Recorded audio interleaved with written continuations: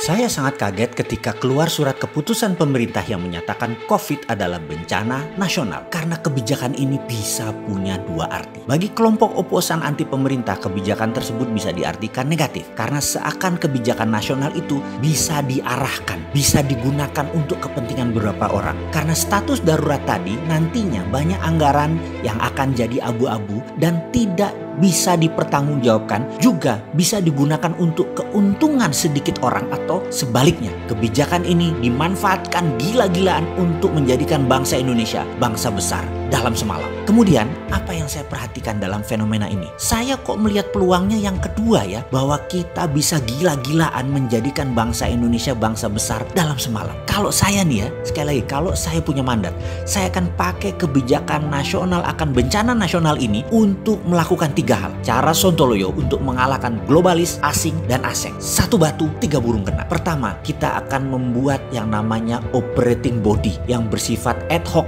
hanya berlaku 7 tahun. Setelah itu badan ini bubar dengan sendirinya karena tugasnya sudah selesai. Badan ini bernama Badan Otorita Nasional Kawasan Ekonomi Khusus. 15 KEK saat ini ditambah 35 KEK kawasan ekonomi khusus baru disiapkan untuk 50 juta populasi langsung dan tidak langsung dalam 7 tahun ke depan, yang akan meningkatkan GDP per kapita nasional dari $4.000 saat ini menjadi $20.000 GDP per kapita dalam waktu 7 tahun ke depan. Di kawasan ekonomi khusus ini akan ada pembiayaan khusus berbasis project based dan berbasis aset. Saya beri ilustrasi singkat terlebih dahulu agar sekali lagi pemahaman kita sama. Saya memiliki sahabat dan mitra bisnis saya bernama Jackson Lim. Dia kelahiran Malaysia, keturunan Chinese. Ketika umur 18 tahun dia sangat ingin merantau ke Tiongkok. Namun Malaysia saat itu tidak punya hubungan diplomatik dengan China, sehingga dia memilih menjadi warga negara Singapura. Di usia 24 tahun sebagai warga Singapura, dia akhirnya bisa mendaratkan kakinya di tanah leluhurnya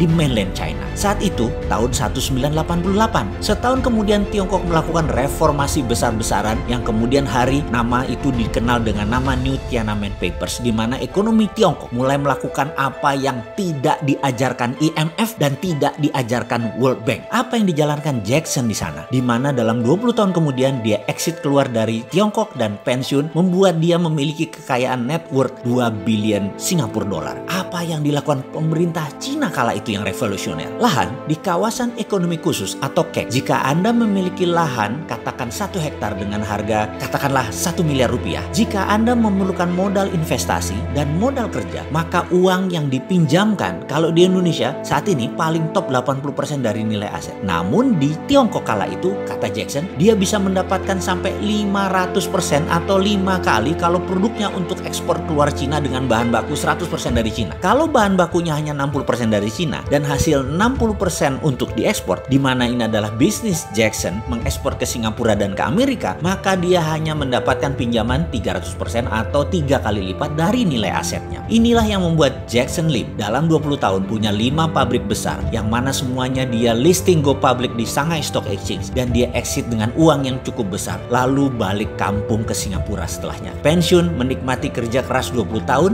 bekerja, berbisnis di negeri tirai bambu. Oke, apa pelajaran yang kita dapat dari cerita singkat tentang Jackson Lim di Tiongkok tersebut? Iya benar, kita akan membuat regulasi baru di mana untuk kawasan ekonomi khusus selain mendapatkan tax holiday bagi FDI atau Foreign Direct Investment yang akan menggunakan bahan baku lokal dan bertujuan ekspor, juga bagi pengusaha lokal yang akan membangun manufaktur, industri, pabrik di kawasan ekonomi khusus tersebut bisa mendapatkan pinjaman ringan dengan nilai sampai 500% atau 5 kali dari nilai aset kalau bahan bakunya 100% lokal dan hasilnya 100% untuk ekspor. Jadi dengan Perpu Bencana Nasional bisa memotong banyak birokrasi yang bertele-tele, sehingga kebijakan KEK dan membangun Badan Otorita Nasional Kawasan Ekonomi Khusus ini bisa cepat dilaksanakan hanya dengan menggunakan peraturan presiden. Dan ada 2 hal lagi yang akan kita lakukan, dan ini menjadi ciri pembeda kita dengan dunia manapun, karena kekuatan ini hanya dimiliki Indonesia. Tapi kita diskusikan setelah usulan ini diterima dulu, yaitu KEK. bagaimana usulan yang sudah banyak kita berikan ini menunjukkan kecintaan kita terhadap tanah air kita ini, tapi kok masih dibilang kita anti pemerintah ya sama Cebonger? Sampai sekarang apa sih kalian takutkan dari seorang bosman yang sontoloyo ini? Mau jadi pejabat publik atau berpolitik? Nggak minat saya, orang pantas pendosa seperti saya ini. Bener ya, project dan solusi yang kita berikan bukan berarti harus si sontoloyo ini yang kerjakan. Kalau kayak tadi, yang 50 nantinya menghasilkan GDP US dollar misalnya 20.000 atau 25.000 per kapita untuk menghidupi 50 juta saudara sebangsa dan setanah air, yang membuat Indonesia menjadi negara dengan GDP per kapita naik 4 kali lipat dari saat ini untuk seluruh rakyat Indonesia dalam waktu 7 tahun ke depan. Maka saya dari jauh hanya mengucapkan alhamdulillah sambil bersujud syukur di atas sajadah kepada Allah. Mek ngono tok wis happy saya.